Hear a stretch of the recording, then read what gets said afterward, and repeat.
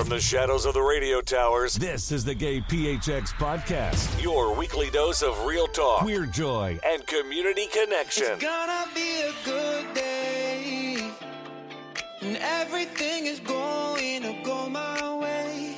It's gonna be a good day. The sun is shining bright and it's here to stay.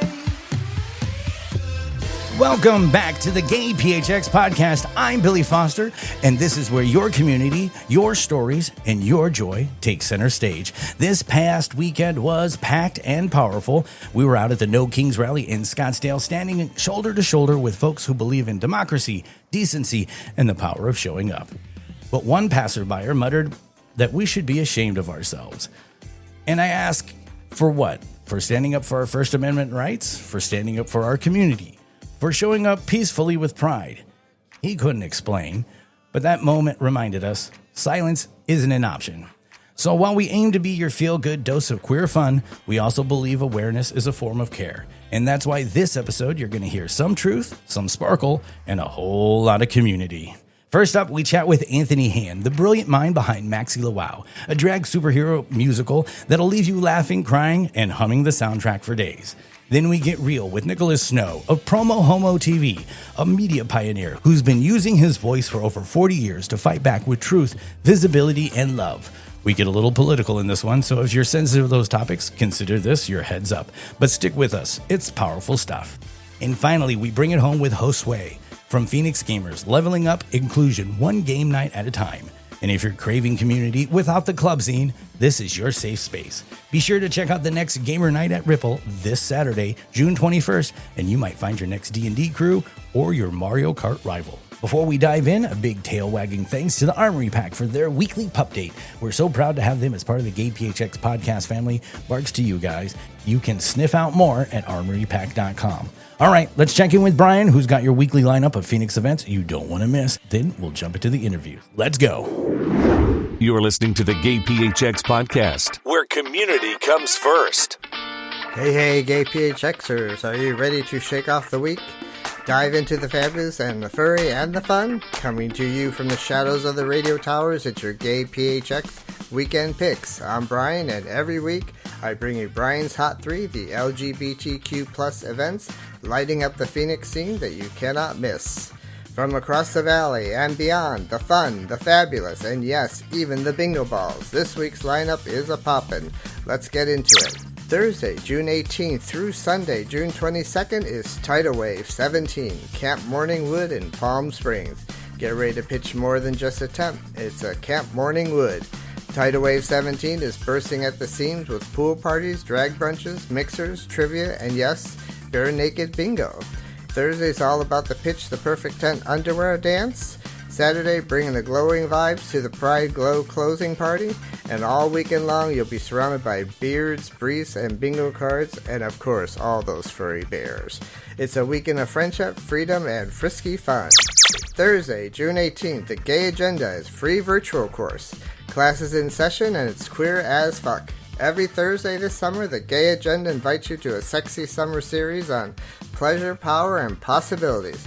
This free Zoom course runs through June 24th at 5:30 p.m. It's everything from gender theory to history to self-liberation, minus the student debt. Your weekly reading assignment, show up, speak out, and maybe play a round of intellectual bingo. Sunday, June 22nd, 1 to 4 p.m. at Ozbar, Sunday Fun Day Bingo. Let's talk about balls. Every Sunday, the balls drop at 1 sharp at Ozbar, and this week it's serving full bingo fantasy. Cash prizes, cheeky callers, and good vibes. Birthday this month, you get a bonus card. Just $10 for 3 cards and 5 games. It's all benefits lads and the incredible charities they support. And yes, the lads ball jackpot rolls every week. And honey, someone's leaving with more than just a dauber ink on their fingers. Come for the cocktails, stay for the numbers, and remember at Oz, every ball counts. Whether you're calling numbers, dancing in, or schooling yourself on queer history, GayPHX has your weekend covered. And that's your Brian's Hot 3. This has been your GayPHX Weekend Picks. Catch you next week, same time, same vibe, same rainbow-tinted mic. Remember, support your local, show up queer, and keep shining. Want more events, more photos, and more fabulous in your life? Head to the GayPHX.com, your home for everything fun, local, and queer in the desert. Coming to you from the shadows of the radio towers, I'm Brian, and that's what's hot. Want all the details? Head over to GayPHX.com, your one-stop shop for queer events, promos, and everything happening in the Valley. More stories, more voices, more pride. You're tuned in to the GayPHX Podcast. You are about to embark on a hero's journey. You will do something you never thought you could do. Destiny awaits, and you cannot escape it. Very funny, Valentina. You can just say take out the trash next time. Honey, in this house, we're all your friends. What's your name? I'm Simon. I'm Mama Moo Moo. This is my place. Every drag performer is unique.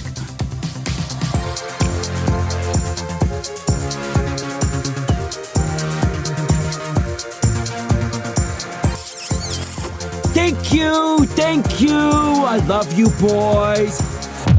The name's Dinah. Dinabolical. Cry, you miserable queens!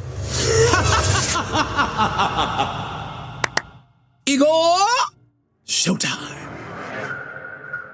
When you fall in love with you, your star begins to glow.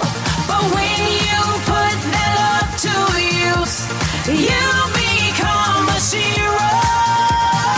When you fall in love with you, your star begins to glow. But when you put that love to use, you become a hero.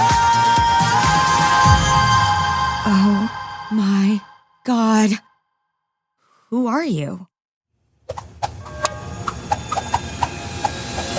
The name's Maxxie LaWow.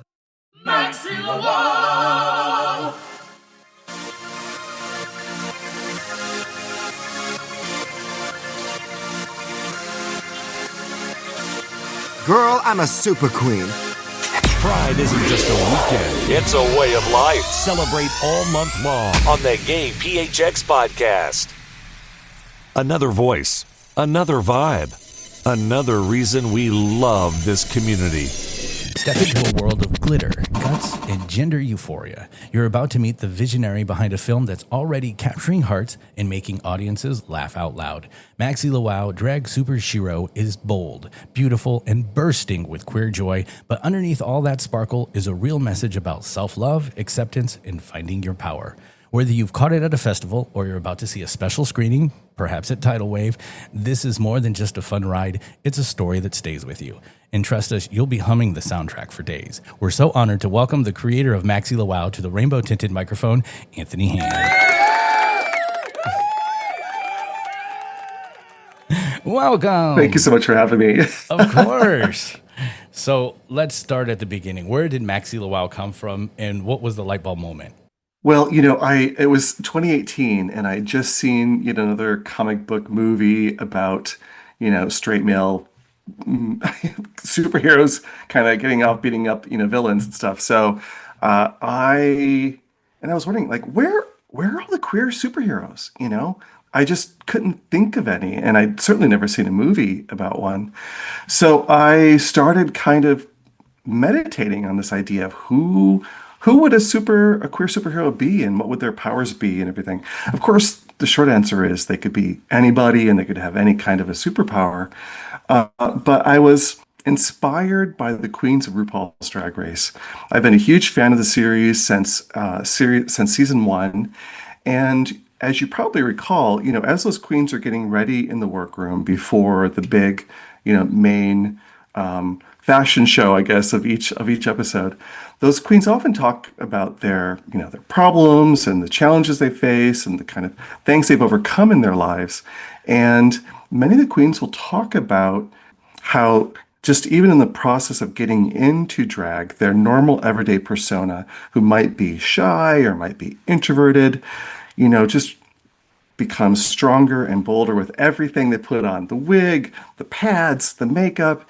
And by the time they get into the drag persona, they're into the drag persona and whoever this person that they've created, and they're stronger and they're bolder and they're empowered, and that really resonated with me, and I thought like that transformation is just so equivalent to everything we see in superhero movies and comic books, and I thought that would be a fantastic vessel for telling stories relevant to our community.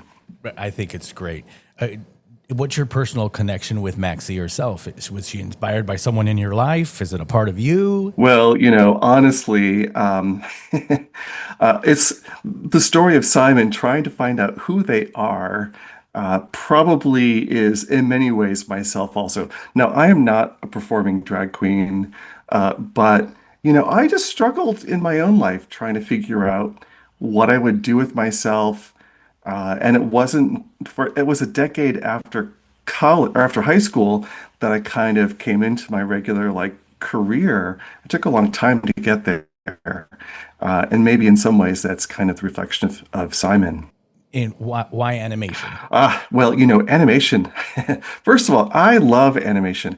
And in thinking about the story of Simon and turning into a drag queen superhero, I was thinking about doing it possibly as a comic book or maybe a graphic novel. And perhaps inaccurately, I was worried that if the story was told in the form of a comic book or graphic novel, maybe it would be harder to find an audience. But since then, I've learned that, actually, queer audiences rally around comic books and graphic novels. And so that probably actually would have been a great decision. So instead, I went with the more expensive route and said, let's make a freaking movie, a musical at that. But you know what? My mom has seen Maxxie 3 times now, and she loves it.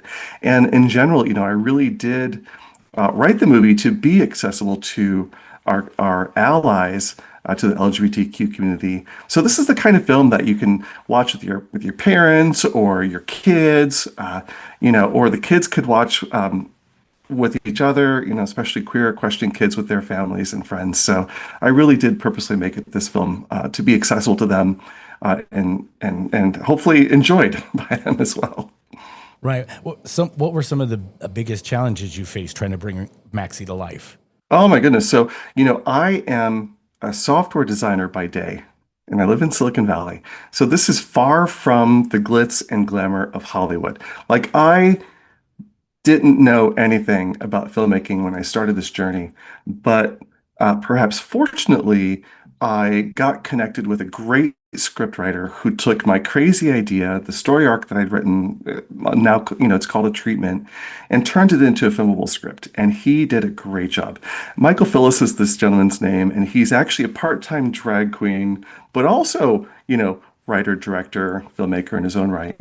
And then I brought in a graphic designer who knows how to draw images, illustrations of drag queens.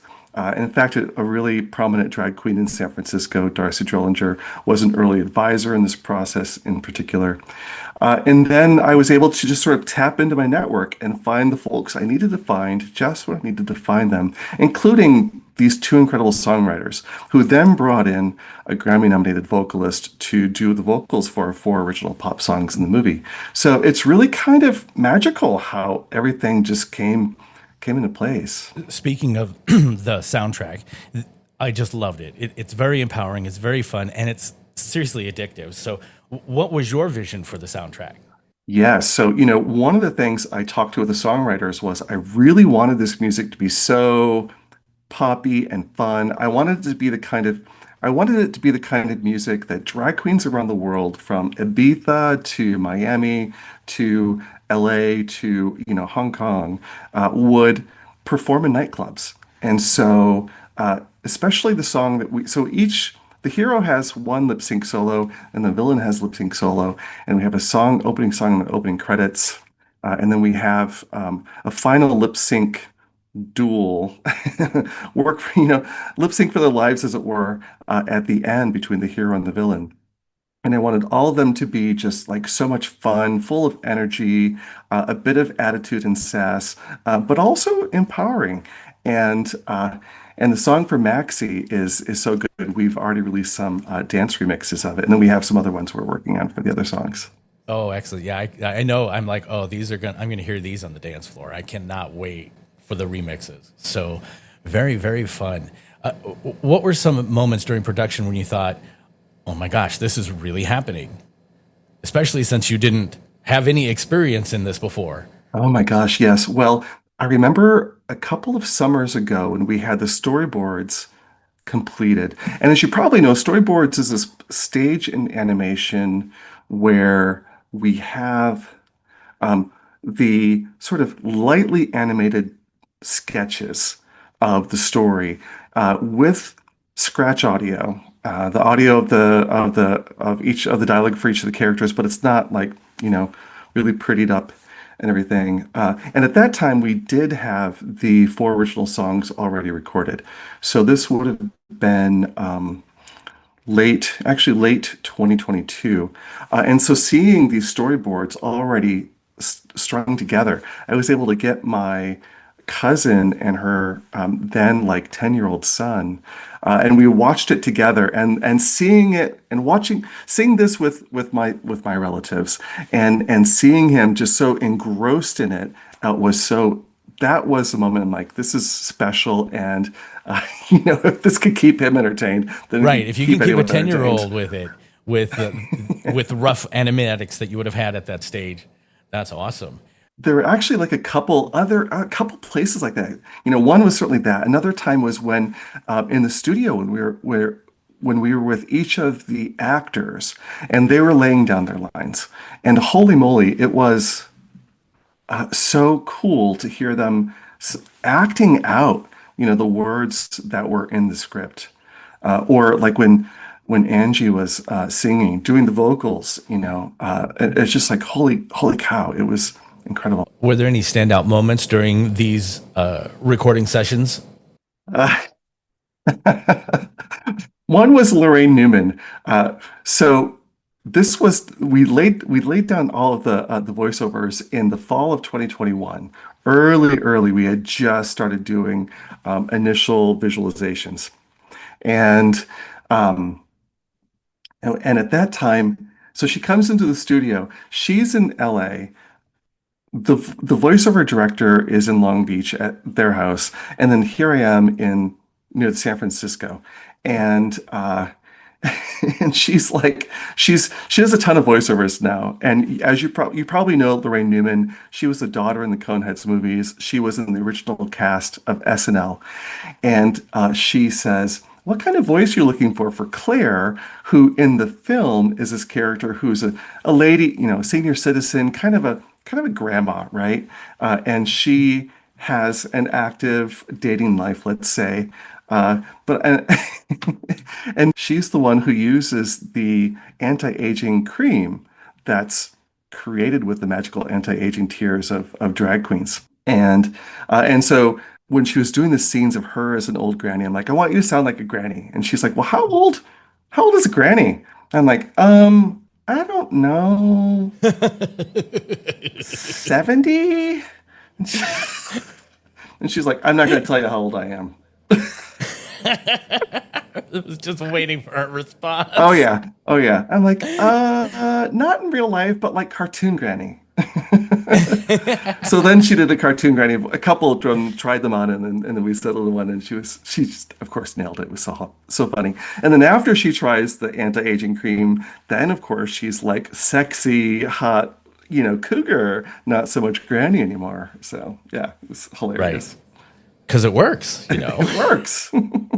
Of course, it does have a nasty side effect of turning into a zombie, but there's that. Well, pros, cons. So representation matters, and this film is overflowing with queer joy. How intentional with the characters and the different storylines that were included? Oh, very much so. So each character in the film has their own backstory, and I really hope that we can get picked up for an animated series at some point, because I would love to see this turned into a series, and I'd love to be able to explore some of the stories that are in the film behind some of the characters. And so one of the characters, for example, is this agent named Jack Elation. And Agent Jack Elation is the kids in the film, Simon, the shy young barista, and his best friend Jay, who work at a cafe called the Pink Unicorn Cafe. They keep thinking that he's a drag queen. I'm sorry, a drag king.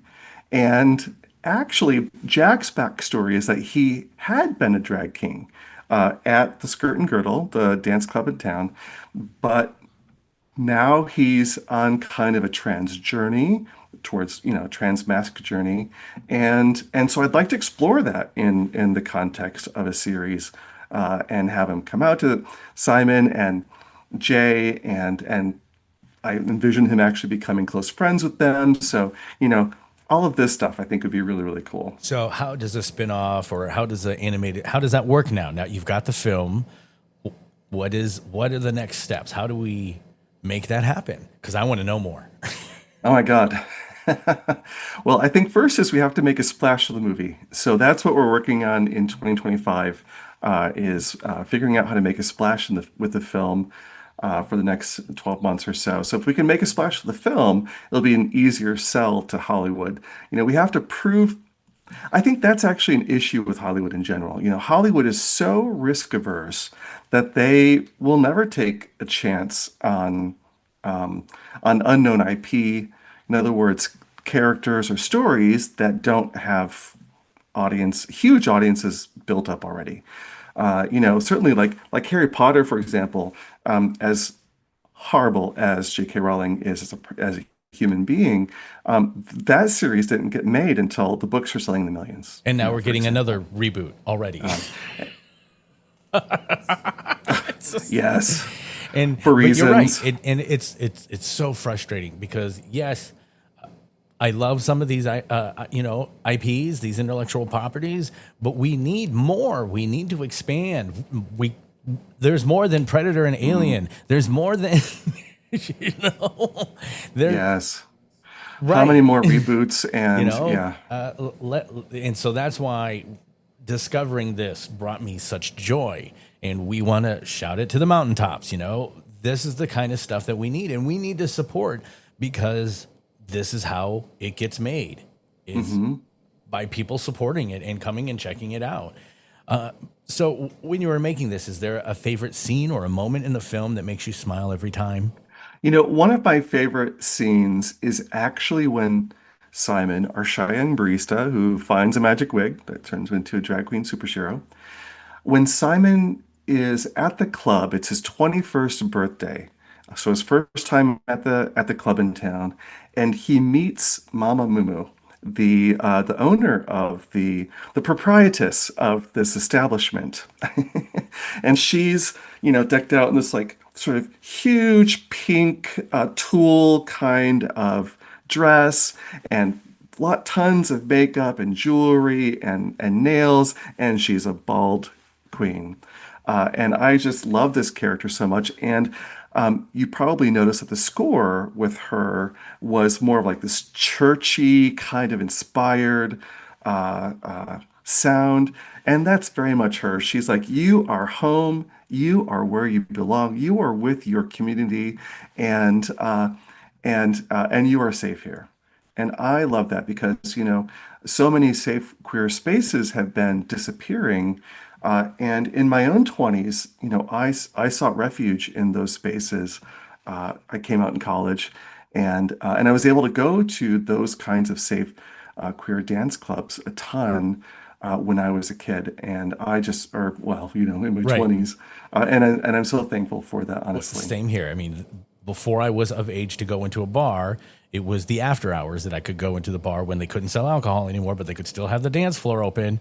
That's how I came out and met my first community, and came to terms with who I am. So I understand completely. And when he walks in, I absolutely love how you put the sparkle and the glitter and the gleam in his eyes as he's taking it all in, because that's exactly how I felt when I walked into the first time. It's just like, oh my God, it can be like this, Yes.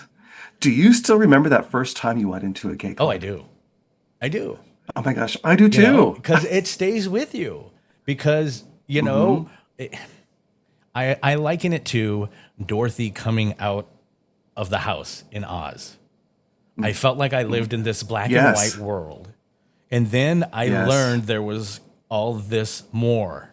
There was so much more that I wasn't told about for whatever reason. And now, I know what everyone's excuse is.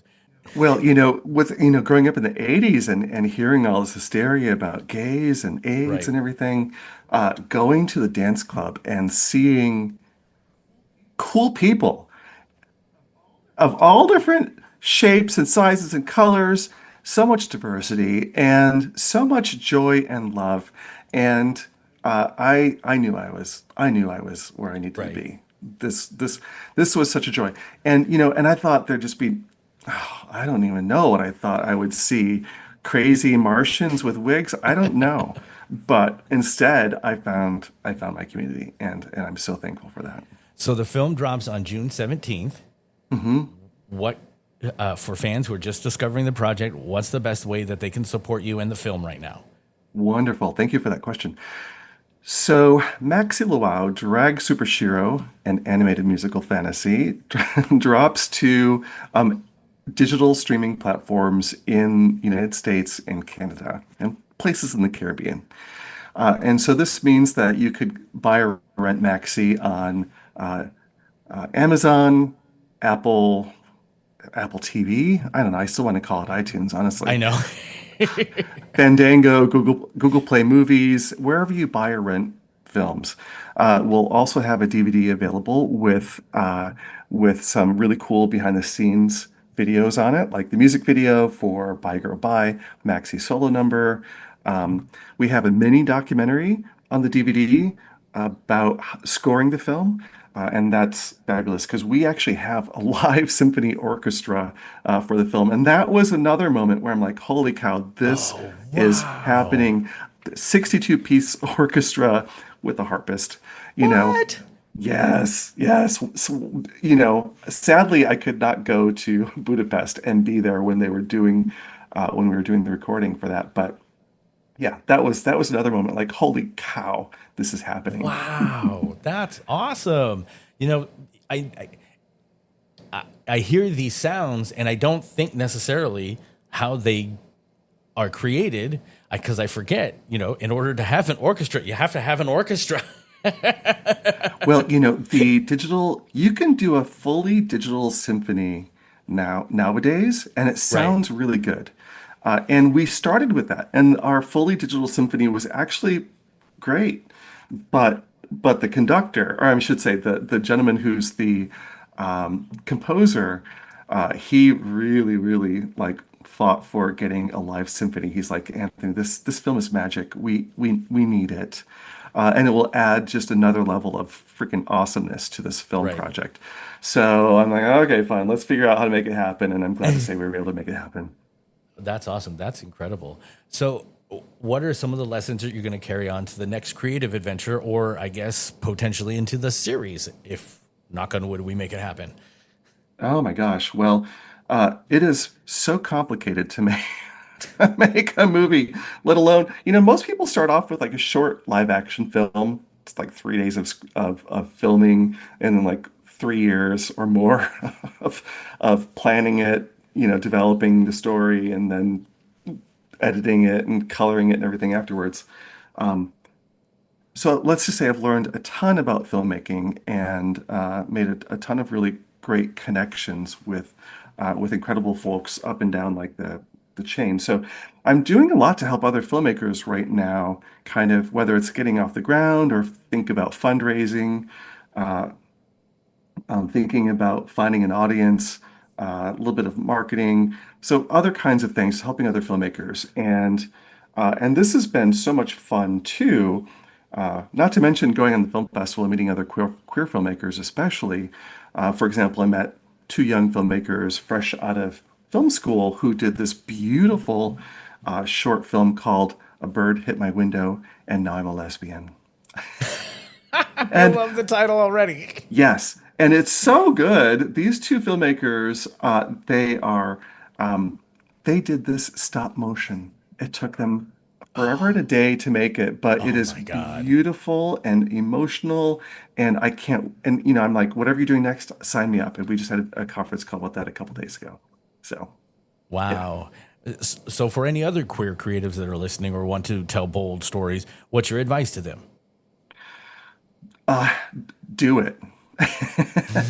But it doesn't have to be film. It's okay to start with comic books. And I kind of wish I'd have known that at the time. It's okay to start with comic books or a regular novel. It's okay to start with digital web series or something. It's start wherever you start. The important thing is to start and to learn from the experience and then to, refine your story. So yeah, the important thing is don't give up. There's an audience for everything. So now that you've got all of this created, is it easy for you to take the pieces to port to other mediums so that you could turn it into a book or a coffee table book or something as well to just help again with distribution and building that fandom? Right, that's a great question. So I've looked into doing novelization and comics, and so I've been making some connections with comics recently. So that's potentially may happen. We'll see. Yeah. Because when I was watching it, I was like, this feels like an animated storybook. Is kind of how I felt. I loved the style. I loved the look of it. I thought it was great. Just props to you for making this happen. Thank you so much. It was really an incredible team. Like I remember early on, back in 2021 again, meeting with the animation team and thinking about like what is this Pink Unicorn Cafe? And and for example, we came up with a backstory for that too. That's what used to be an old like Paramount Theater kind of place that nowadays is this, unicorn themed, beautiful domed cafe in a small town. And coming up with backstory for the Skirt and Girdle, the dance club too.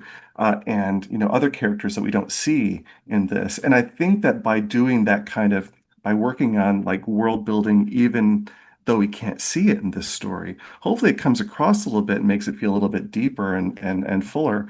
But I think also this it feels very rich. Like I was watching the background so that, the posters going up, the different things, there were different subtle stories that were dropped. I could tell. That's why I was like, I want to know more. I see what you're doing and I'm obsessed. What do you think about the demon cats? That's what I want to ask about. There's a story there as well that is not completed in this No, film. that's what I was because that's what I wanted to ask about. Because I was like, okay, they're in the alley scene, but then they're gone. And I'm like, okay, we got 3 alien cats here. You're chasing the wig across the cosmos. Right. So yes. I was very attuned to that because so that's what I'm saying. I need more. So Rose was the one who played Jack Elation, right? No, Rose was the cop. Cop. That's right. Okay. And one of the kidnapped queens, the heavyset one. Okay. So it was J.J. Hawkins who was because I was with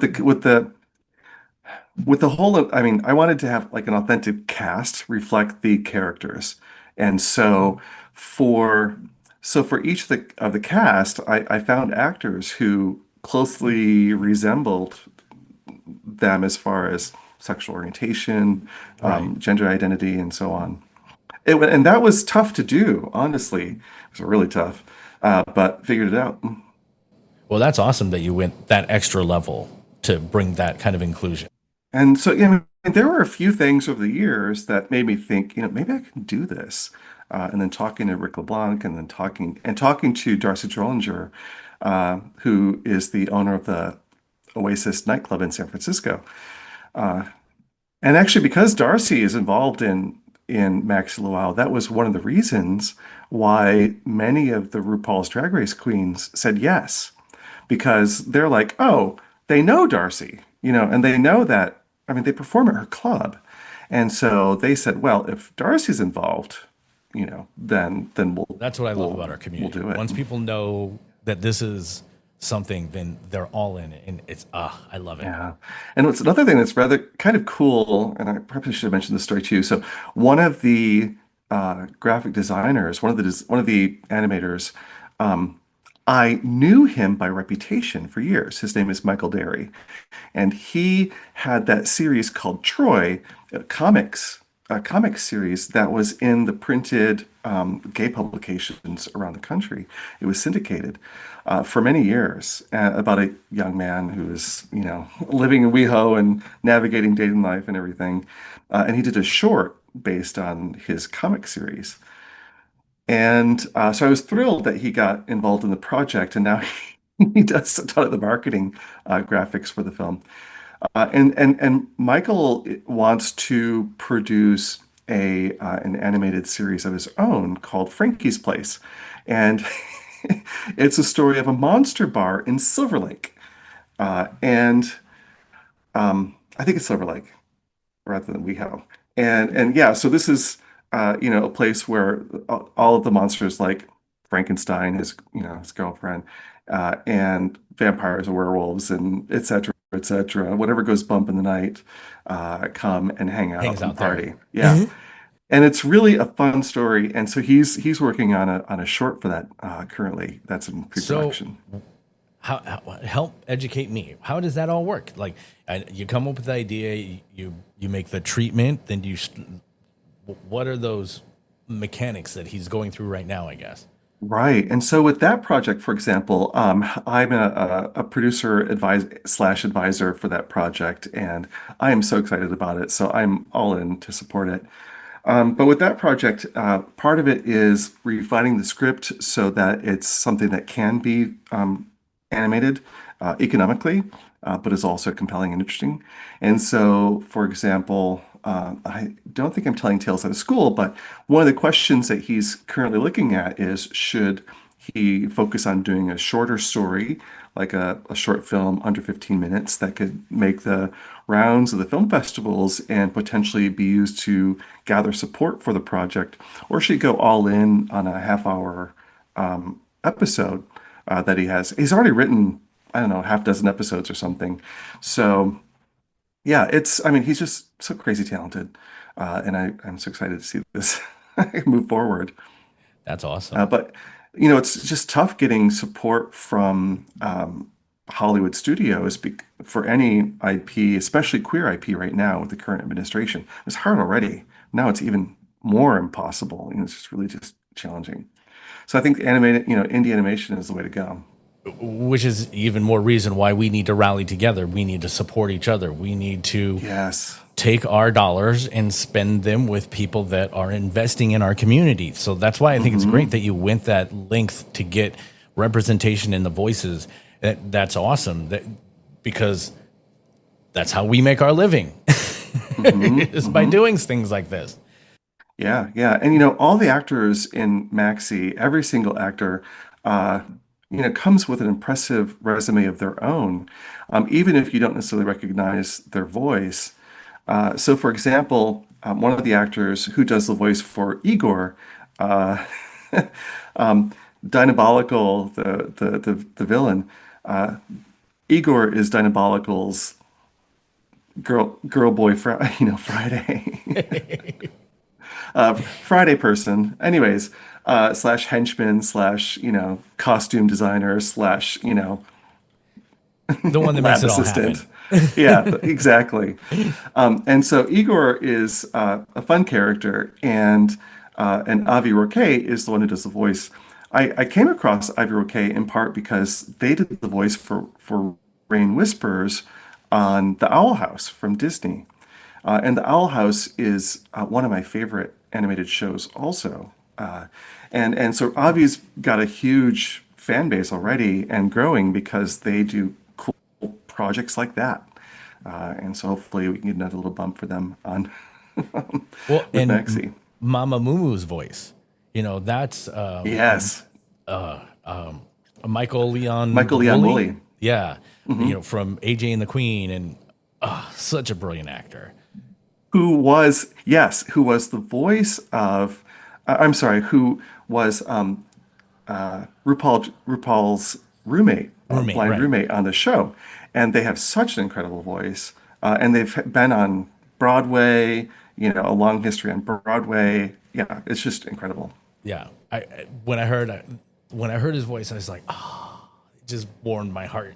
It was the perfect role too. Perfect. That's why I was like, oh, this is and again, that is my favorite scene when he goes in, because it's just, I lived that, and I thought you did a great job of capturing that in an animated way. Thank you for that. How long did it take, start to finish? 5 years.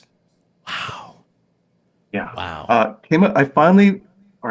Coming up with the hero story was somewhat easy. Simon's a shagging barista, finds a magic wig, turns into a drag queen superhero. Awesome. That was easy. The hard part was coming up with a story for the villain, because, finding a story that was going to resonate with a queer audience, and certainly with gay men who have a bit of, Peter Pan syndrome sometimes, and an obsession with youth, but also that totally resonates with wider culture, as we can imagine.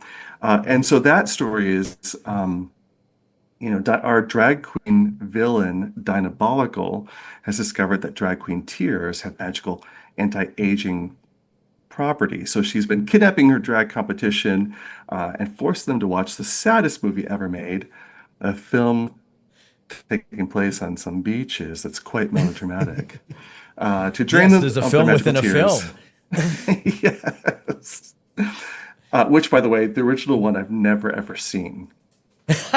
Funny enough. And so to make up a parody kind of thing was much easier than, two women, best frenemies. I love their And then getting Jinx and Dayla to do it was just a stroke of luck / brilliance, I couldn't even imagine what the recording session would have been like. Were they together when they did it? Jinx was in Portland and Ben de la Creme was in LA. And then we had, again, me here in San Francisco Bay Area, and then our voiceover director, JP Karliak, in Long Beach. So yeah, it was kind of crazy, but it was awesome. They were like down. They had so much fun. In fact, Jinx Monsoon, another fun, studio moment. Jinx Monsoon was like, all right, so let's imagine Bette Midler. Which version of Bette Midler do you want? Blah, blah, blah, blah, blah. And I kind of want all of them. You're going to have to roll them all up. I love Jinx Monsoon. I seen her live. I left with a laugh headache. Brilliant. Absolutely brilliant. And she, is such a talented voiceover actor, and she has a ton of voiceovers for animation nowadays. For example, she does voices in Has Been Hotel, which is my favorite animated series. One of them. What is that one? And Has Been Hotel. Oh, I don't know this one. Oh, girl, let's talk. Okay. Has Been Hotel. About the lesbian princess, daughter of Satan, of Lucifer, trying to help overcome the overcrowding problem in hell. It's so smart, so clever. Oh my goodness. Oh, I'm already down for it. Yeah. This is awesome. Okay, so before we go, how can our listeners follow and support your work? Please follow us on Instagram at Maxxie LaWow, MaxxieLawow.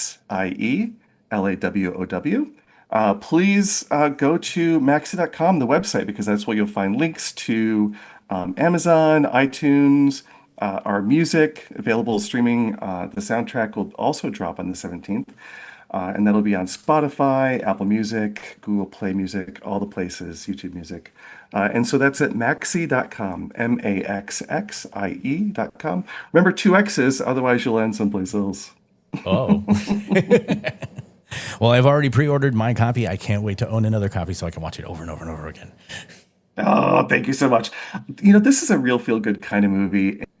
And this is going to be for a lot of people, it's gonna be the kind of thing they just play to just kind of have on and feel great. Awesome. Yeah, I'm going to do everything that I can through my little channels to promote. So Ah, thank you so much. Thank you so much. Yeah. It's been such a pleasure hanging out with you today. New episodes, local voices, big queer energy. Subscribe now to the GayPHX Podcast.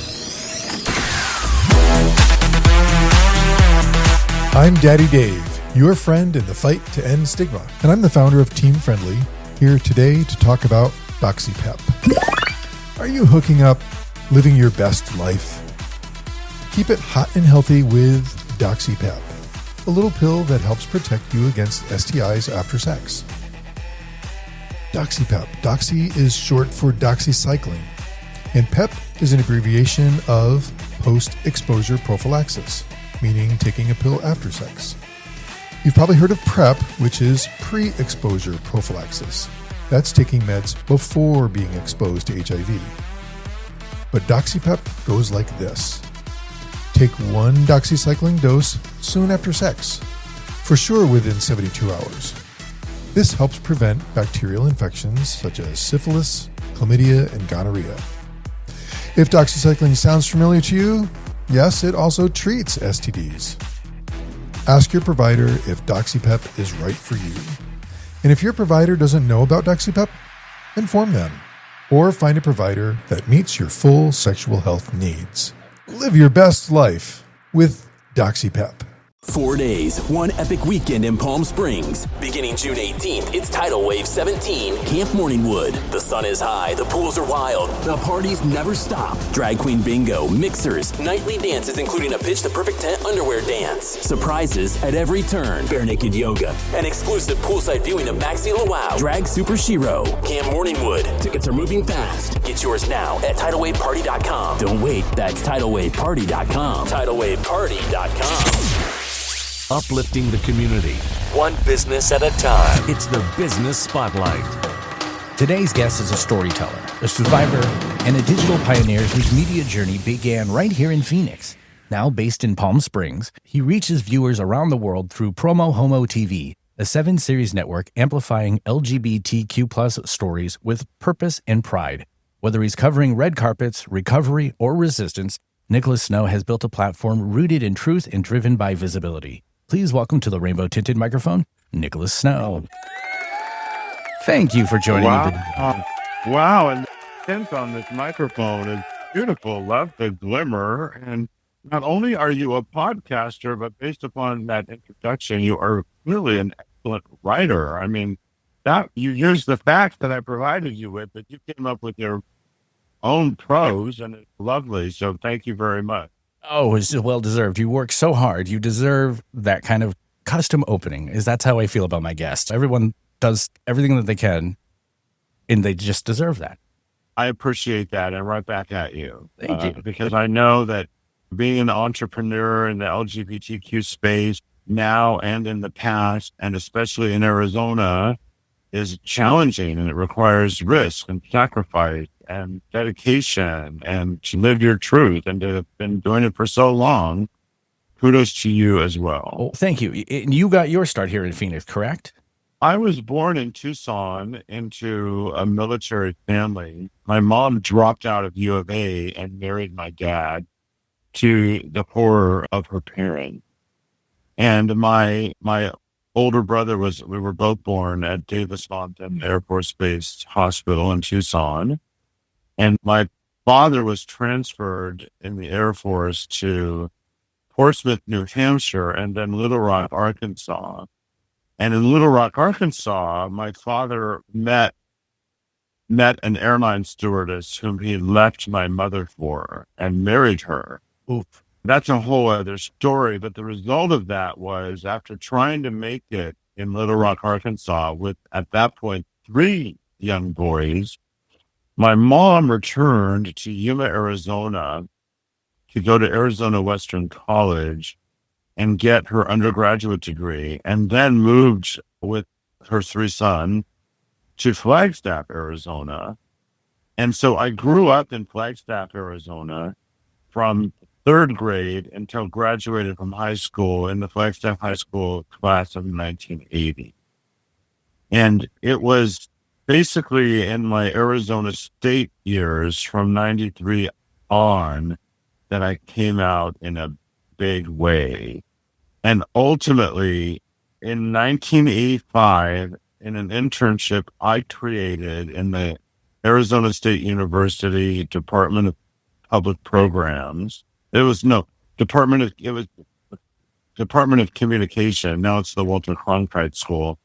Oh, I know that. I created an internship in which I created a speakers bureau to facilitate public speaking in and around the Phoenix metropolitan area about the LGBTQ community and about what was known at the time about HIV and AIDS. I like to say I've been out of the closet and in the media for over 40 years because I do believe, for a fact, I was in statewide media in Arizona as an LGBT person in the fall of 1985, but I had already got involved in media activism prior to that.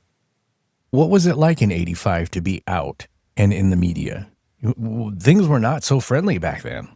I have to say that I think I could be wrong, but when I reflect on it, I feel like it was much safer for me to be an out gay man in Arizona doing and saying what I was doing in the early to mid a big chunk of the 1980s than it would be now, because now hate is so openly sanctioned and celebrated, and even violence against minority communities is in many ways celebrated by, for example, you have the Orange Monster. I'll call him the Orange Monster. He refused to call the National Guard out when people were being killed and the vice president at the time was threatened with hanging. He tried to overthrow the government and refused to call the National Guard. Yet now, at the time we are recording this conversation for future broadcast, not only is the National Guard in Los Angeles, but we have military being deployed against Americans. I just really feel like for any LGBTQ person living their truth and being part of the fight, that we are in more physical danger now than perhaps we were in the 90s. So, since you brought up the Cheeto, let me ask this question, because this is what I woke up to this morning, asking this question, and I didn't like the answer that I got. At what point does he become an enemy domestic? I shared a meme earlier this week that I stole from someone else, and it was black over the Orange Monster's face, but then the cutout of the black is what revealed his face from behind, and it said, "Trump is an enemy of the people. And he's an enemy of the state. He is doing everything that exists in the playbook of the world's worst dictators. And there's so much that he's doing that Hitler did. And he's the worst of the worst. And all we can do is continue to push back and resist and protest and engage with elected officials. And we knew that along, and we might have used the language because our lives depend on it. But when I see there's two things that interest me. One of the things I love about podcasts is we can have these longer, more detailed answers and questions. I just recently watched The Handmaid's Tale for the second time, and I watched every single episode from the beginning. It was so much horrifying to watch recently because our world is so much closer to the reality that's depicted in The Handmaid's Tale. We might have used language like we have to fight because our lives depend upon it. But I don't know if ever we imagined that we would be fighting the same sort of revolutionary fight for democracy that we've seen in other countries, in other nations, where the people have had to rise up and fight military forces and, right. What's crazy is if we saw what was happening here, happening in another country, we would be sending the Marines in to help that country. Yes. And did you happen to see the movie Civil War? I have not seen that yet. okay, it's going to be a traumatic watch, but I recommend it. Okay. Basically, it's literally about a civil war in modern day America. And I think the filmmakers intentionally left it an open question, who's in the White House and who's fighting the White House. And so in the film, there's the Western Resistance. And interestingly, the Western Resistance is a coalition led predominantly by the states of California and Texas.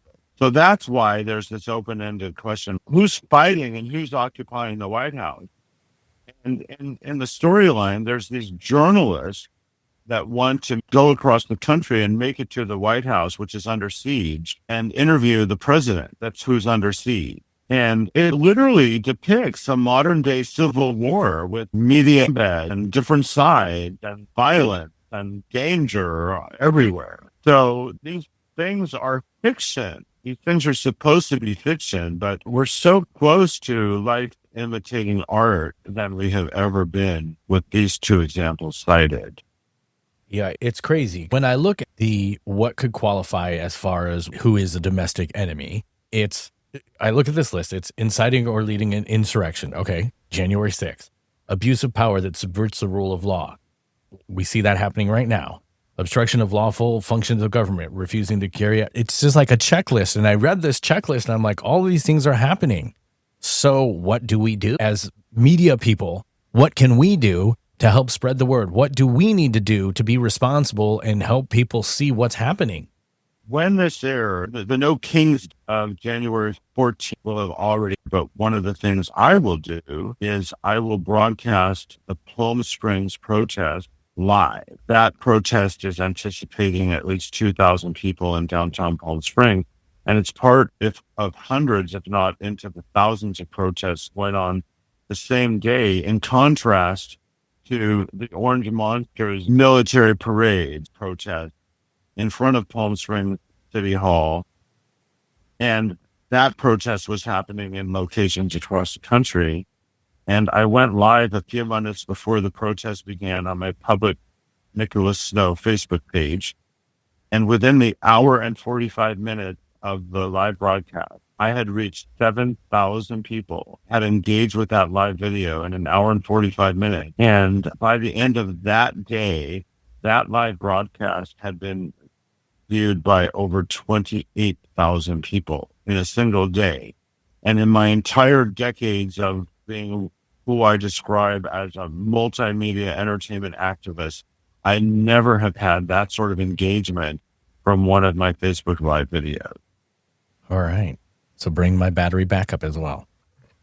Make sure we can stay streaming. Well, the current iPhone, if it's fully charged and you have a good cell phone plan and a 5G connection, you'll have enough battery in the phone itself. Okay. What I'm going to be doing, because it's going to be 105 degrees at 6 p.m. on the day this is happening, is I'm going to have my phone in a cooler leading up to using it for the broadcast. And I'm going to put it in a particular tripod mount that will allow me to hold a blue ice against the back of it if it starts to get warm. See, these are good ideas I didn't necessarily think of because Phoenix has got the same kind of climate. And if you know you're going to be in a place that there's going to be sun, if I know I'm going to be in that situation, I have a giant rainbow umbrella that I hold above me and the phone. It looks like I'm using it to protect myself, but I'm really using it to protect the phone. So to keep it from overheating and turning off. Let's bring it back to your PromoHomoTV. For listeners who's new to it, what is PromoHomoTV? Okay, so I describe PromoHomoTV as an online television network. And I create programming that gets distributed across social media, including Facebook, LinkedIn, X, sometimes on Instagram, embedded on PromoHomo.tv and on YouTube. And you mentioned I have 7 different series. I created 7 branded programs on PromoHomoTV to give me the ability to cover a lot of different stories. And all of these episodes have their own openings, their own closings, their own identity, and their own location at the website, PromoHomo.tv. But I'm the producer and host of all of them.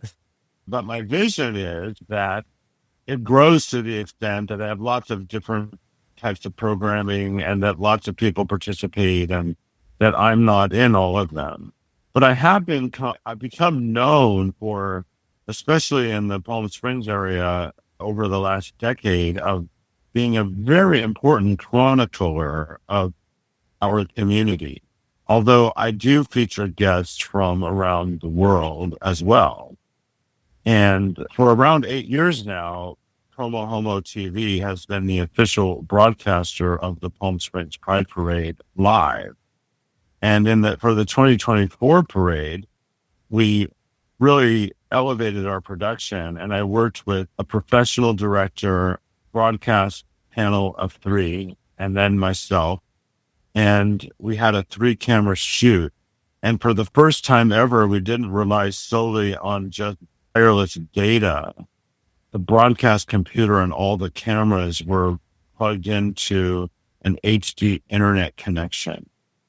So that's what we'll be repeating for Palm Springs Pride coming up in November of 2025. People around the world can watch it, and it will be on my YouTube channel and embedded at PromoHomo.tv, weeks in advance, so people can find it and click a get reminder button.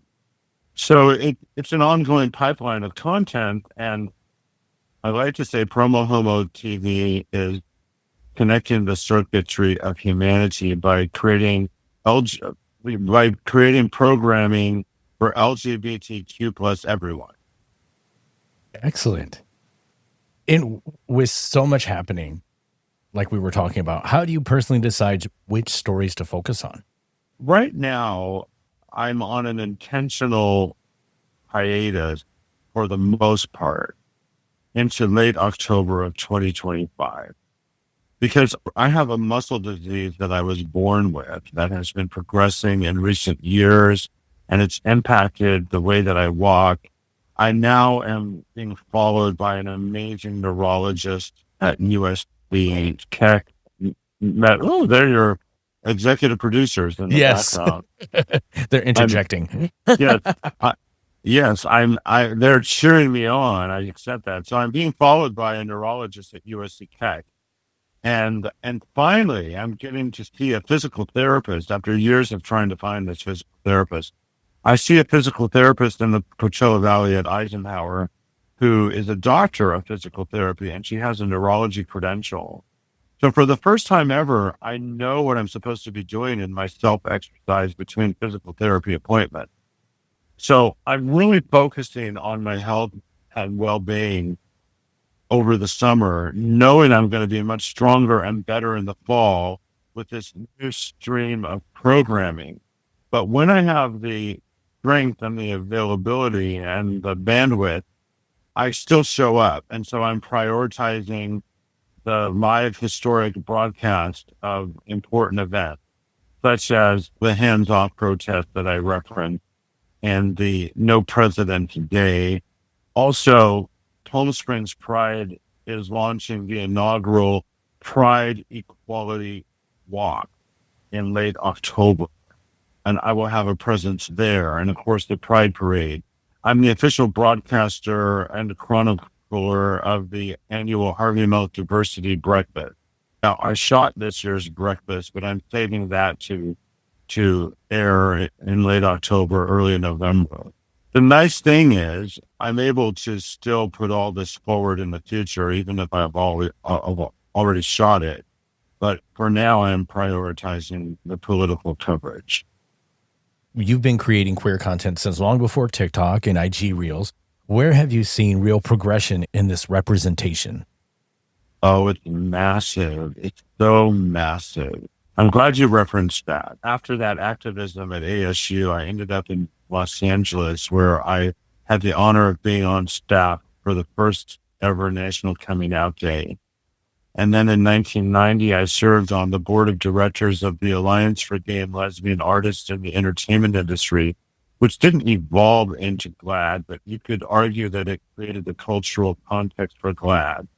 And in 1993, inspired by a friend of mine who created his own public access show, I don't say his name out loud on purpose because he's scrubbed his history of openly gay activism, and I don't know if he's re-entered into the space. So I just want to acknowledge him in general. He started a public access television show, and I thought, I can do that. So in 1993, I created a public access show in the LA area called Tinseltown Square, which I described as a Queens version of Larry King. So I was one of the few, and that was long before influencers, long before social media. And I was a very visible person in media at that time. But now people are doing it all the time. We have influencers and we have major openly gay news anchors. Mr. Cooper. There's Anderson Cooper and there's Robin from Good Morning America. Now their names are all slipping my mind. They don't call it GayBC for nothing. ABC has huge nationally known, famous queer news anchors. And Gio Benitez is the name I was trying to think of. He's a champion. He's a trailblazer. He's done a lot. I came out significantly before them. And I really believe by coming out when and the way that I did, that I closed the door for myself on that kind of mainstream career. But I'm just thrilled that we have openly LGBTQ journalists with mainstream legacy media all over the place. And of course, we have influencers all over the place. And what used to be called the gay rights movement is now justifiably and rightfully referred to the whole alphabet of the LGBTQIA plus, and that doesn't even cover everyone. Right. So we're making space. So with PromoHomoTV being largely a one-man show, what is a typical work week look for you behind the scenes when you're in the fall, when you're in full production? When I had the bandwidth, and I hope to return to this level of production again as my health dictates, but my ideal production schedule, and I have done this for months and months at a time, and basically I reached this level of production during the pandemic, is I would have a daily, almost always live show in a regular time slot. People would know to tune into it. I would, in advance, book a pipeline of really compelling guests into it, very much like you do, except the difference would be people would connect to my studio virtually from anywhere in the world, and I would import them, and I do import people into a live virtual studio that looks and feels like a television broadcast. And I do have the ability to produce an ongoing pipeline of shows like that and to go live. So there's graphic design that's involved. There's the advanced online web layout and a variety of social media platforms. There's the creation of open and closing video sequences, making sure I've adequately thanked my patrons and my advertisers, and that I've educated my guests about the technical requirements for coming to the show. And then I'll produce a half an hour before a broadcast. I'll prepare all the bells and whistles necessary technically. And then the guests will join me in the green room a few minutes before the show. I'll do a short pre-interview and I'll double check the technical connection. And then we'll go live. And the virtue of being live, I'm able to curate live viewer comments from all of these different social media platforms and interact with them. And then once the show is live, what I do is I rip the audio from the video and I immediately upload it into a podcast platform where the exact same conversation becomes readily available wherever people get their podcast. That's awesome. And how do you keep going? Like I was talking with the creator of Maxxie, LaWow, in Hollywood and big corporations, they're not investing in queer media. So how do you keep going creatively and financially? I have always described I have haters And my haters have accused me of exploiting things like the gay community or my HIV status to become famous. If you look, you do a deep dive into my history, it's proven that I haven't looked for causes to amplify my desire of having an entertainment career. I've always looked for careers that would help fund my passion to change the world on behalf of the LGBTQ community. So I didn't find causes to advance my career. I found careers to advance my causes. And most of what I've done over the decades has been self-funded, even now. However, for several years now, I've had people that give to a Patreon page for as little as $3 a month. But I do have, it's patreon.com/PromoHomoTV. I have some people that give me $3 a month, but I have a wonderful gay man that gives me $100 a month and this fabulous lesbian couple that give me $100 a month. And so this adds up and I have a little bit of money coming in, and I periodically will have paid advertisers. And periodically I'll earn some money from YouTube. And I did mention that documentary. So now if people subscribe, if they become paid members of my YouTube channel for as little as $2.99 a month, they will have access to exclusive content, including my documentary that I mentioned in its entirety. Oh, I didn't mention it, but I made a feature-length documentary called Tinseltown's Queer 30 Years Later, which takes some of the best footage of that public access TV show and puts it out in documentary form. So I get a little trickle of income from a variety of sources. And now because I'm disabled, I have disability income. And as I have the time and energy, I put it into continuing to create the content. But I do believe that I'm going to be able to be more prolific in my programming and to build all of these revenue streams to the extent that I'm allowed to, and under the actual limits of my disability, that by the time my own disability income runs out, that my business will be strong enough to sustain that long.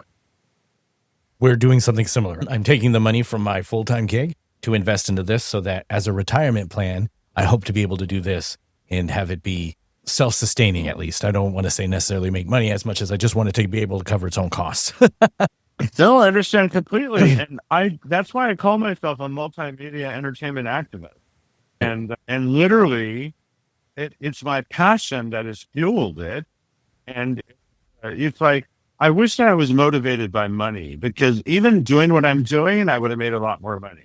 Like, yeah. I should have a major presenting sponsor of my Pride Parade broadcast every year. I don't. I might this year because I'm going to put a little effort into it, but I literally fund almost everything. I do want to publicly acknowledge the owners of the Palm Springs restaurant, 849 Restaurant and Lounge, and Willie's Rancho Mirage.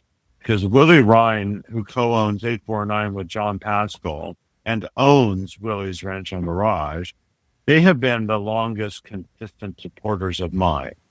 Oh, that's awesome. And we find people who have the same commitment, and we keep putting out our work, and we earn the support of other people. And frankly, if it's important to us as individuals, I'm sure you would agree with me, we'll find a way to keep doing it while we have life and breath. I agree. Completely agree. And to any haters out there that say that you're quote unquote profiting or trying to make money off the community, no, what we're trying to do is represent the community. And it takes a cost to make that happen. It's not free. It takes time. It takes effort. It takes a manpower to make these things like this happen. And you're at that level of video that's just a whole nother level of complication and work and production that takes to make a great product. Kudos to you for sticking through it, and F the haters. Thank you for that. And I do know that if you total the people that have listened to an audio podcast that I had for 4 years, and if you total the viewership of all of the various videos that exist online or have existed, I've reached millions of people. And one of the things maybe to bring us full circle, because we're in the home stretch of our conversation.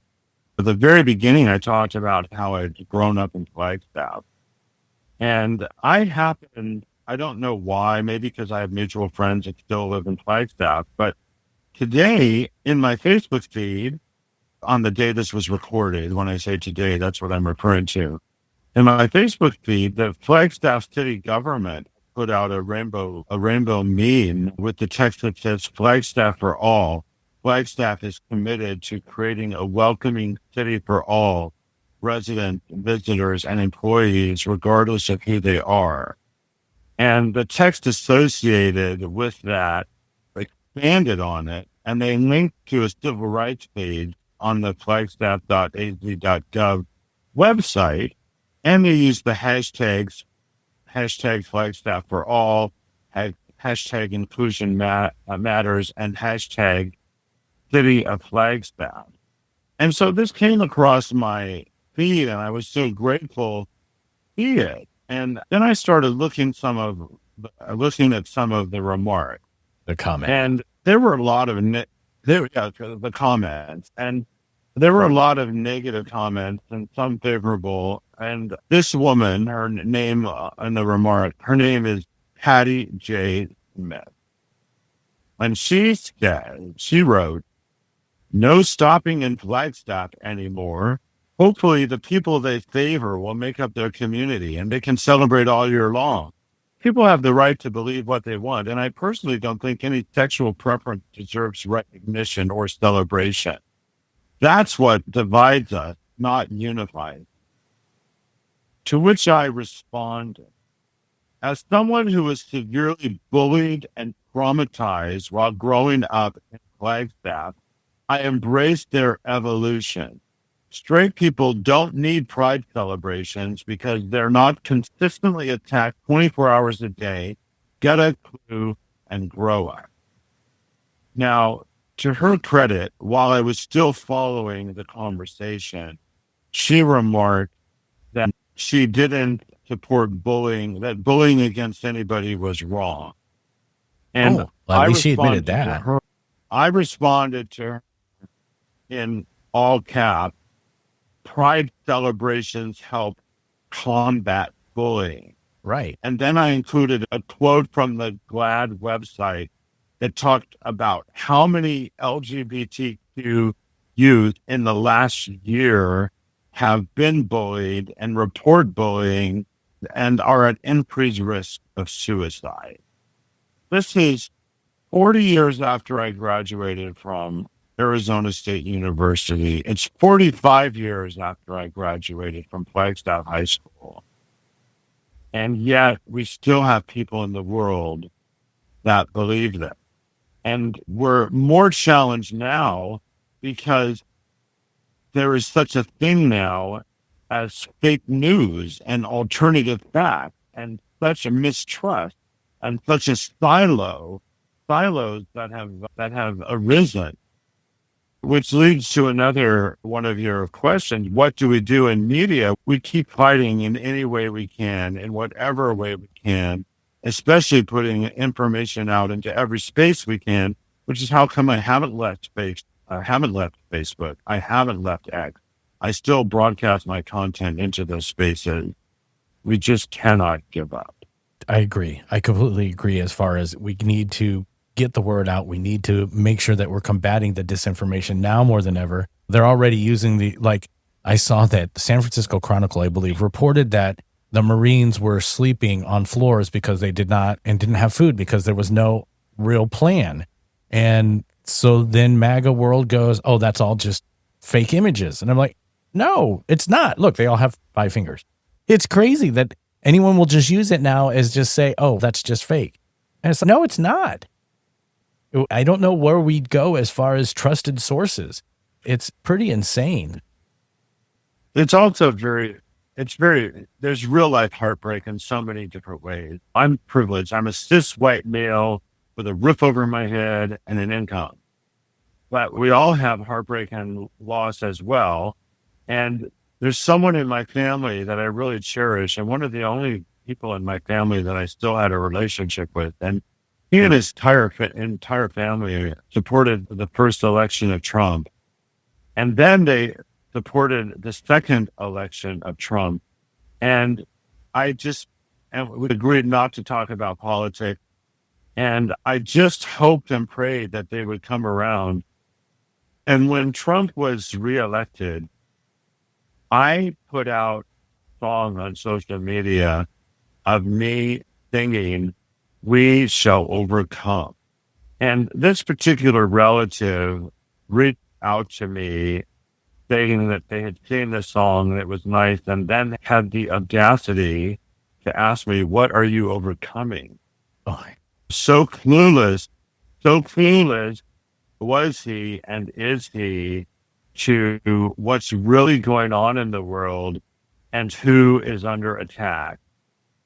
And I'm in a 12-step program. I have 24 years of sobriety, but one of the programs I'm in deals with how to have healthy relationships. And I decided in this particular instance that I needed to have a phone call. And so I avoided any communication until he would agree to have a phone call. And in this call, we listened to each other. I explained that I knew he wasn't a bad person, that it was my opinion, even if his opinion differs, that the reason he believes what he believes is because he's the one that's been watching the fake news for a decade or more. And that in my heart, I don't believe he's a bad person. But then I tried to share the metaphor that my whole community, think of it as a war, and my whole community is being bombed, and the people that I love are being bombed. And the war against all that I hold true and sacred is being championed by the person that he put in office and he supports. And he told me he had a different perspective and that he thought that Trump was good for America. So I don't think either one of us feel that we're bad people. And we did agree that we get our information from different sources. And we have different opinions about which source is factual and which source is fake news. But in the course of the conversation, I learned that not only did he agree with that there should be, with Trump, with the Orange Monster, that there should be no Black history. He also, I was surprised to learn, didn't believe that there should be gay pride either.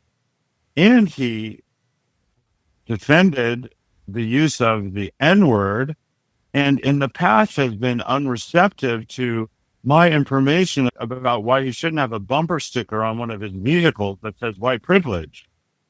So I know it's like all shocking. So I did what I described as detaching with love. I expressed my love to him. I expressed my gratitude to him for having been in my life.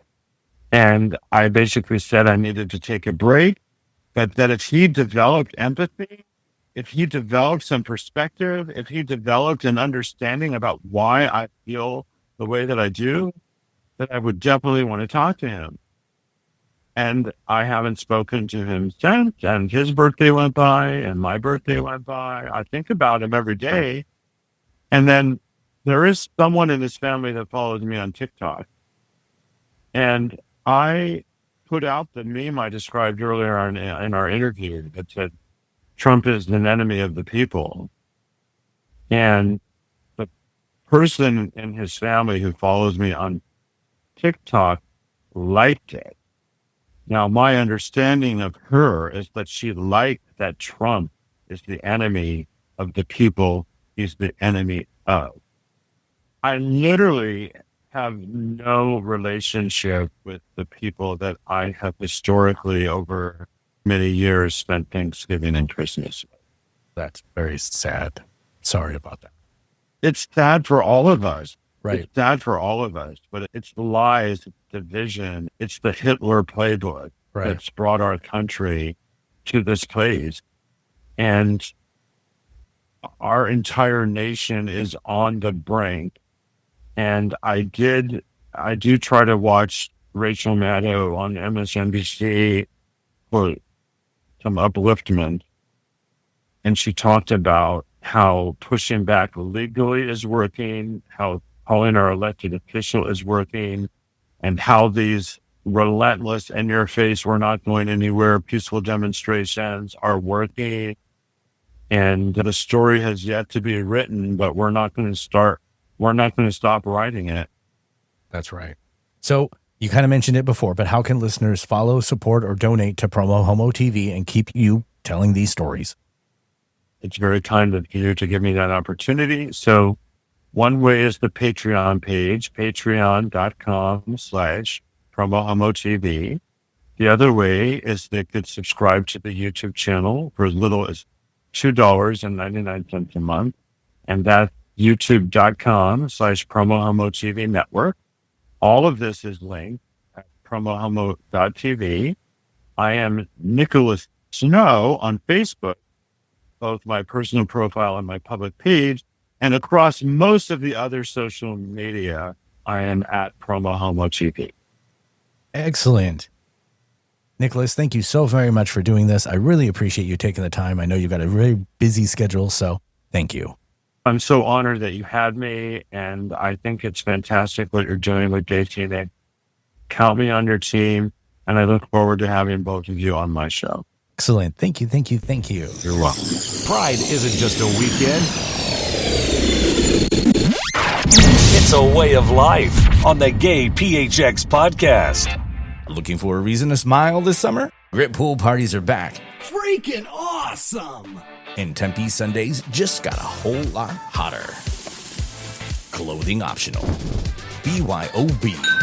And yes, the legends are true. Whether you're here to flirt, float, or find your tribe, it's all happening at Grit. Spots are limited.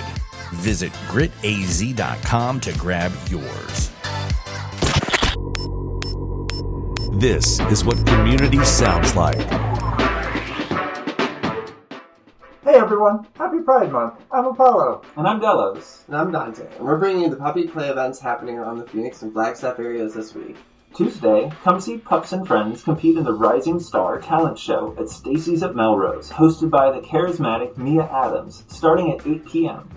On Thursday evening, catch the Cirque du Soleil show at Cobalt Phoenix, hosted by the one and only bearded beauty, Trey, starting at 8 p.m.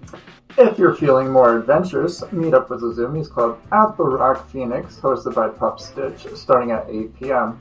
It's hot out, so bring a water bottle and stay hydrated. Friday night, get ready, it's the return of APA's monthly Pup Night at Anvil, starting at 9 p.m. The annual Pride celebration in Flagstaff is this weekend. Pride in the Pines kicks off Saturday at Thorpe Park, starting at 11 in the morning through 10 p.m.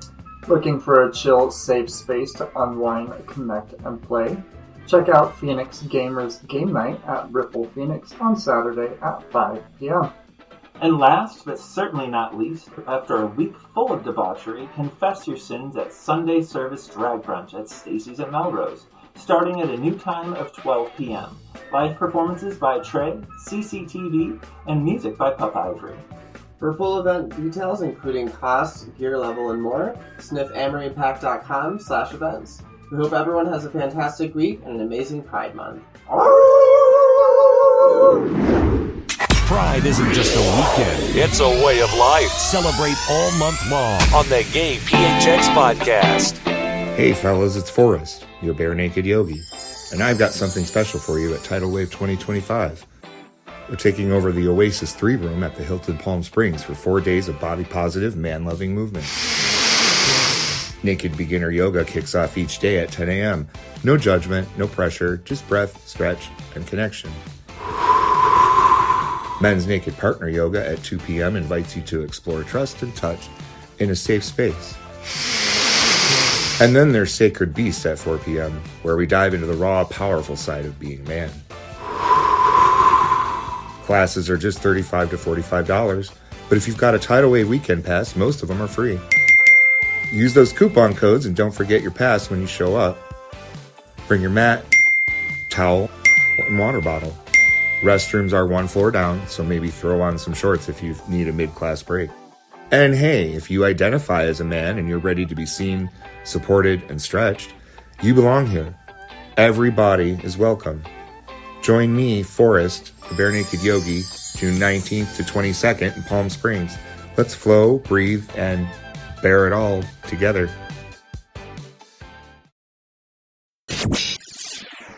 More stories, more voices. more pride. You're tuned in to the GayPHX Podcast. They're building a world where everyone can roll the dice, press start, and feel like they belong.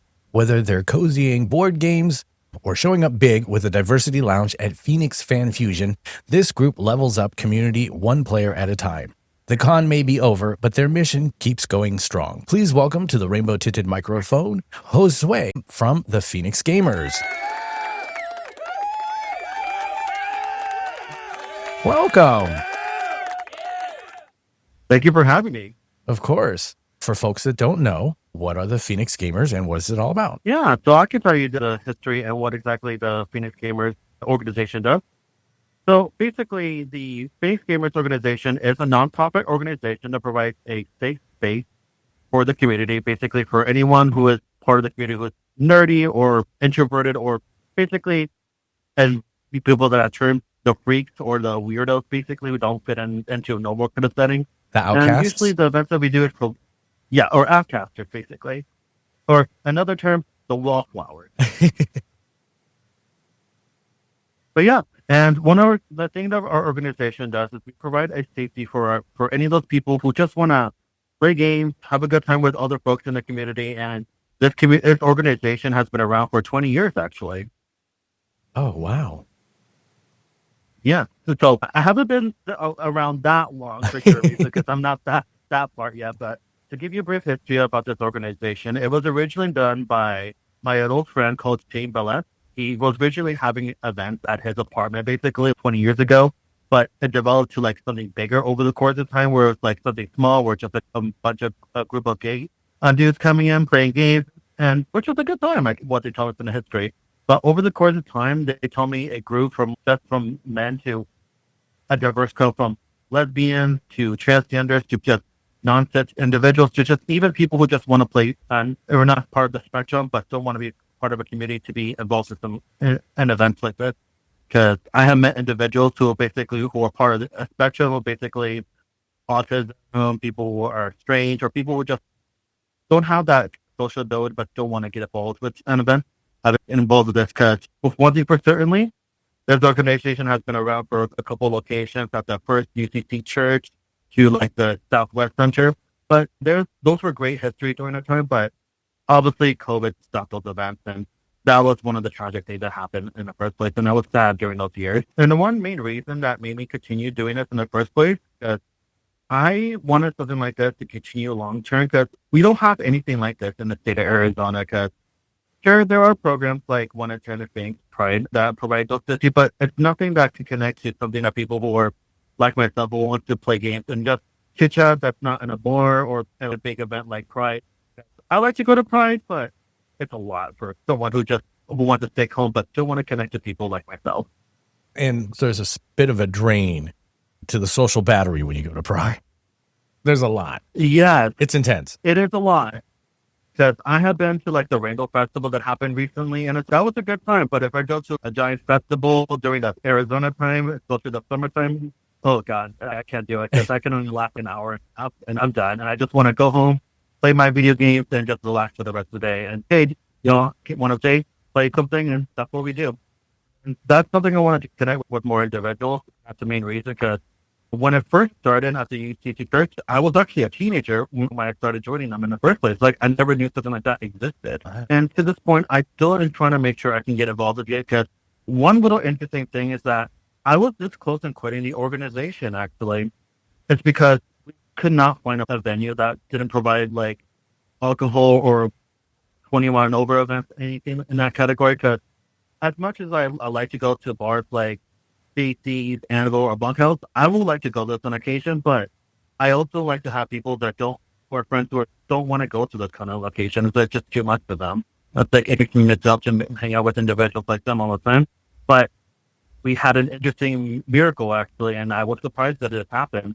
We had an interesting partnership with Ripple, actually, and it was like 2 years ago, about to be a year ago, actually, when they given us an offer to basically become our permanent partner to have our event at their location. And my goodness, it was so great when I first started. It was small, like any brand new thing that starts like that. But over the course of time, I met so many individuals from this event that I never thought I'd meet in the first place.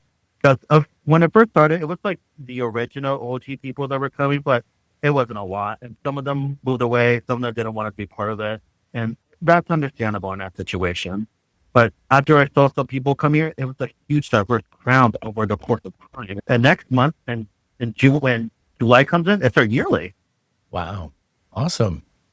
And we love the guys over at Ripple. They're awesome. I really want to get them on too. So what kind of events do you host? Are we talking like Mario Kart marathons? Is it D&D nights? What kind of games? Oh, yeah. So I can definitely explain you what exactly our usual events are. So our main event that we usually do, which is at Ripple Phoenix, is our monthly party, which is called Game Night.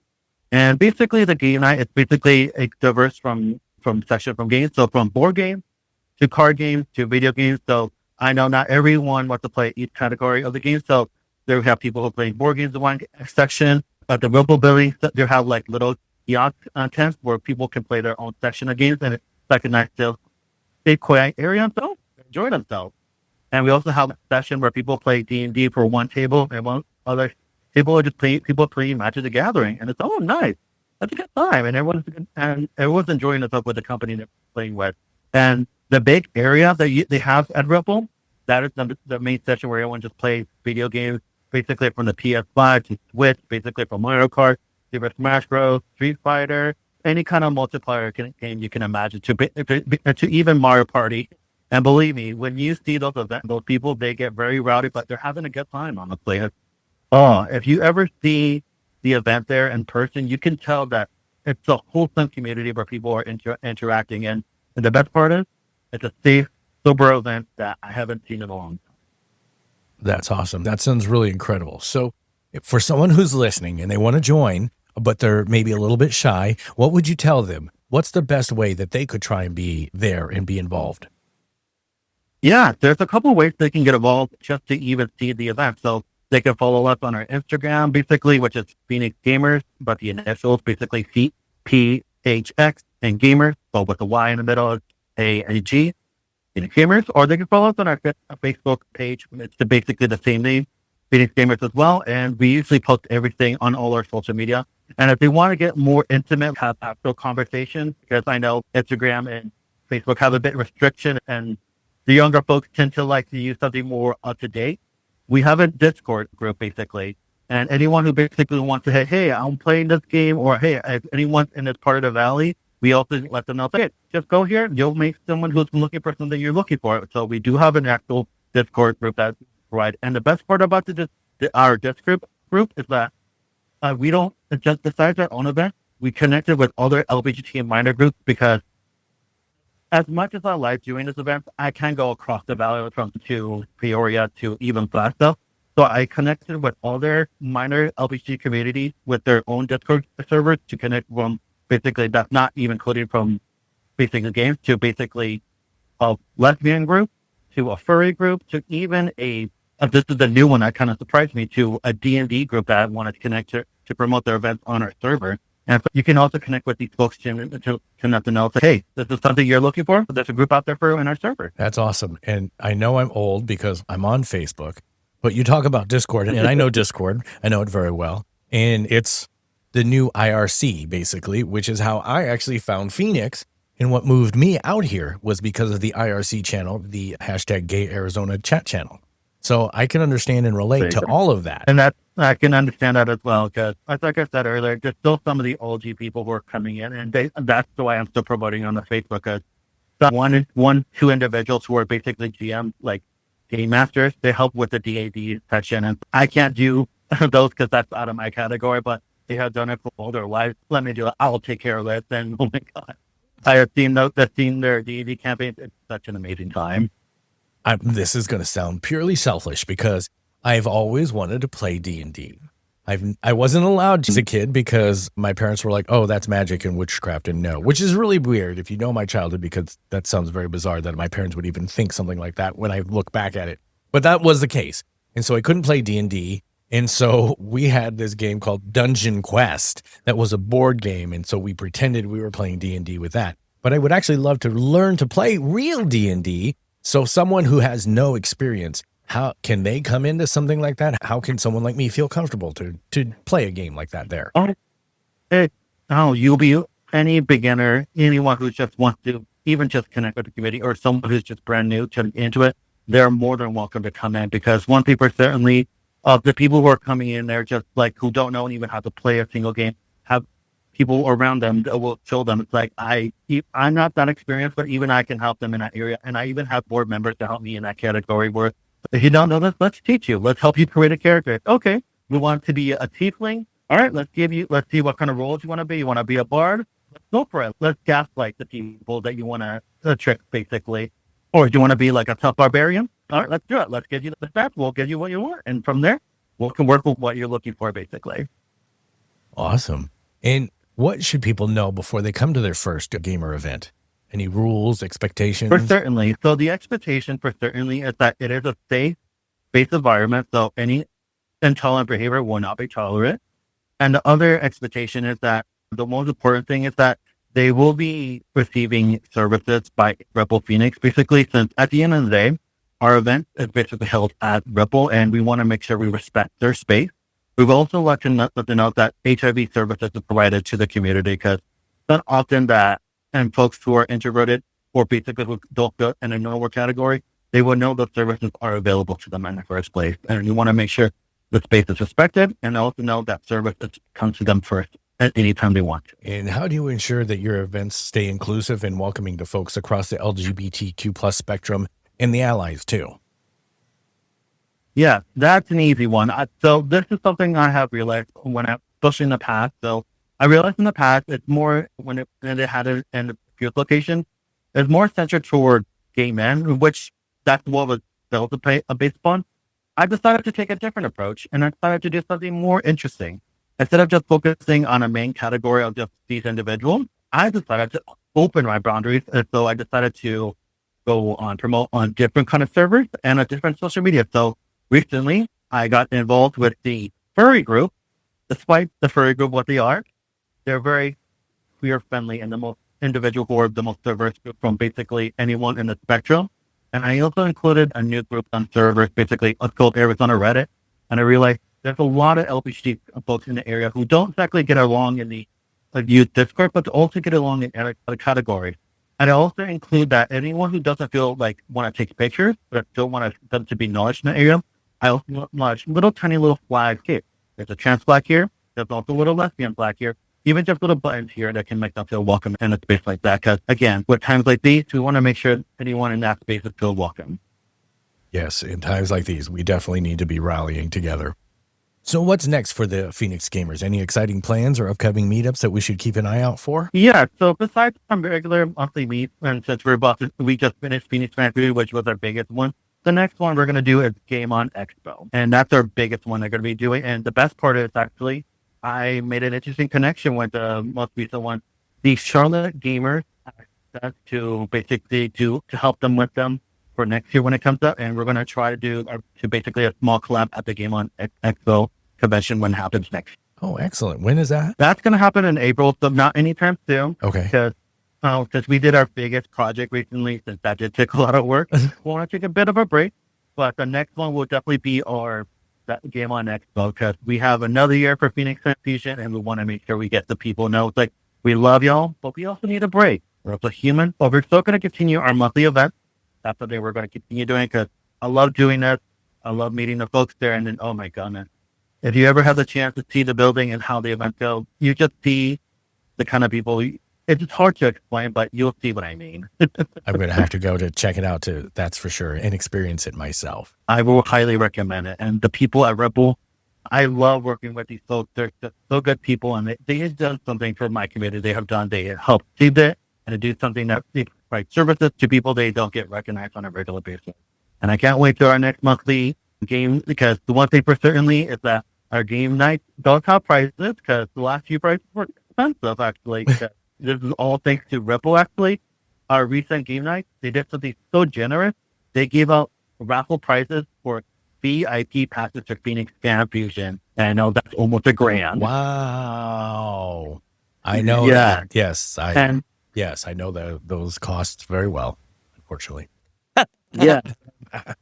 And they have done other more extreme ones as well. They gave another raffle prize for a flat screen TV at Blackmore Grand as well. Wow. And they give out a Nintendo Switch and a pad. So they know they want to make sure the audience are recognized in that space. And believe me, it's not the prize that gets around you, it's the community. And believe me, they've been working with us to make sure they get recognized in spaces like that. And I have a lot to thank for Ripple, honestly. Yeah, we love those guys. Again, Ripple Phoenix is just really high up in our books. We love what they do. We love their mission. We love everything they produce. Loteria, we're not there every Thursday. If we could be there every Thursday, we would be. But every time we're there, they always show us a bunch of love. We love Loteria. It's so much fun. Oh, yeah, for sure. Yeah, I'm excited for our next game night, and I can't wait to see how that turns out. It's going to be our after party where we're just going to, hey, there's something here. And I know since we finished Fan Fusion, there'll be more new folks hearing about our event, and they'll be hearing about the free services that is given at those events. Excellent. And when you start ramping up for your next big event, you make sure you let us know so we can do all that we can to help be a media partner and promote the heck out of it. Of course. And finally, where can people follow, join, or support the Phoenix Gamers online? Yeah, it'll be either on our Instagram page or our Facebook, and from there, they can definitely support a lot. Because even if you're not a gamer, let someone you know who can enjoy a space like this at the end of the day. Excellent. Josue, thank you so much for spending the time with me and educating our listeners. Of course, and thank you for having me, and I hope to see you one of these days at the event. Popcorn, peanuts. You want to experience Pride Night at Chase Field like a VIP? GayPHX and Oliver Electric are giving away 2 diamond-level seats to the Diamondbacks Pride Night game on Thursday, June 27th. And yes, parking is included. Popcorn, peanuts. You'll enjoy 10% off concessions and 20% off gear at the team shop. You can even order food from your seat with a QR code. Enter now at GayPHX.com. Bonus entries for following us, Oliver Electric, and subscribing to the GayPHX podcast. We'll draw the winner on Sunday, June 22nd, and announce the name in our June 24th episode. Don't miss this Pride Night hookup. Go enter now. Pride lives here. And that wraps up another episode of the GayPHX podcast. Huge thanks to our incredible guests, Anthony Hand, Nicholas Snow, and Josue from Phoenix Gamers. Thank you for sharing your creativity, truth, and community with all of us. We also want to give a very special thanks to Live Nation for continuing to support the community with Kesha ticket giveaways all month long. A big congratulations to this week's Kesha ticket winner. And the winner is Michael W. Watch your inbox. We'll be sending you an email with the details. And hey, this is your final reminder to enter to win tickets to Pride Night with the Arizona Diamondbacks, thanks to our friends at Oliver Electric. Don't miss your chance to join the celebration at the ballpark. As always, shout out to the Armory Pack for their weekly pup date. We're proud to have you on the podcast each week. Barks to you all. Learn more at armorypack.com. And if you've made it to this point in the episode, thank you. You're the reason that we do this. We appreciate you more than you know. If this episode made you feel seen, uplifted, or connected, please help us spread the word. GayPHX is built for this community, and it grows through word of mouth. Share it. Tag a friend. Let folks know we're here, we're queer, and we're inviting you in.